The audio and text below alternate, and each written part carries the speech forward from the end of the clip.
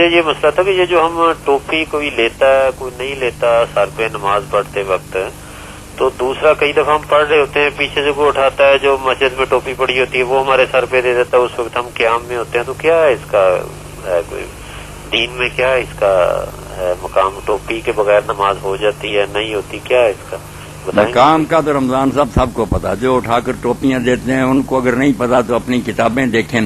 کسی نے مرد کے لیے سر جو ہے نا ڈانگنے کو نماز کا حصہ نہیں کہا، کسی فقیر اور عالم کا یہ قول نہیں.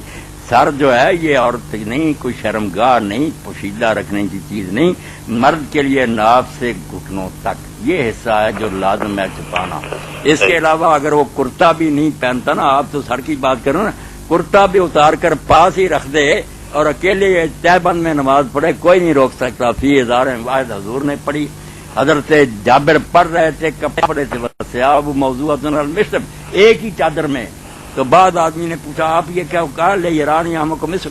میں اسی لیے کر رہا ہوں تیرے جیسے بے وقوف دیکھیں انہوں نے پتا چل جائے کہ مرد کے لیے نماز میں جو لباس ضروری ہے وہ صرف ناف سے گھٹنوں تک. باقی کوئی اچھا لباس پہنتا ٹھیک ہے، کرتا وغیرہ بسم اللہ، مگر سر تو بالکل شامل نہیں. نہ سر کا کوئی درجہ نہیں، نہ کوئی زیادہ ثواب نہ مستحب کچھ نہیں.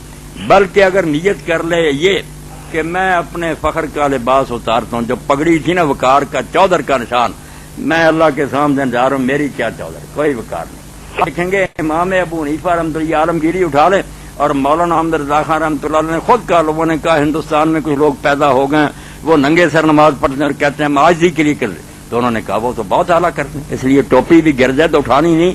یہ نیت کرو کہ یہ جو چزراہٹ تھی ختم ہے، اللہ کے سامنے میرا کیا وقار، میں ذلیل اور رسوا بہتر ہے سے زیادہ ثواب. مگر نیت یہ ننگے سر والوں کو بھی یہ بات سمجھائے نا کہ مولوی صاحب کہتا صرف ننگا سر شرارت سے نہیں کرنا، اس نیت سے کرنا کہ یہ بڑی بات تھی وقار. مگر میں نے وقار ختم کر دیا. اور اس سے اس بات کا جواب ہی مل گیا جو لوگ کہتے ہیں کہ سسرال کیا جانا ہوتا، عدالت میں جانا ہوتا، ٹوپیاں لیتے ہیں بلا. اور بے وقوف ہو، یہی تو فرق سمجھنا تھا. وہاں تو وقار دکھانے کی ضرورت ہے کہ سسرال کوئی سمجھے اس کی کوئی شخصیت ہے، اور عدالت بھی سمجھے کوئی معزز آدمی، وہ خدا کے سامنے معزز بن کر جانا. یہاں تو ذلت و رسوائی جیسے آپ دیکھتے ہیں نمونہ کہ بیت اللہ شریف کی حاضری جب ہوتی حج اور عمرے کی تو بجائے اس کے کہ اللہ کہتا پگڑ باندھو سر ننگے کرا دی، یہ برائی ہوتی. اسی لیے سر ننگے کرائے کہ یہاں کسی چزراہٹ کی ضرورت. اتار دو تاج اور سارے اپنی پگڑیاں ٹوپیاں، میرے تم حقیر بندے ہو. بالکل.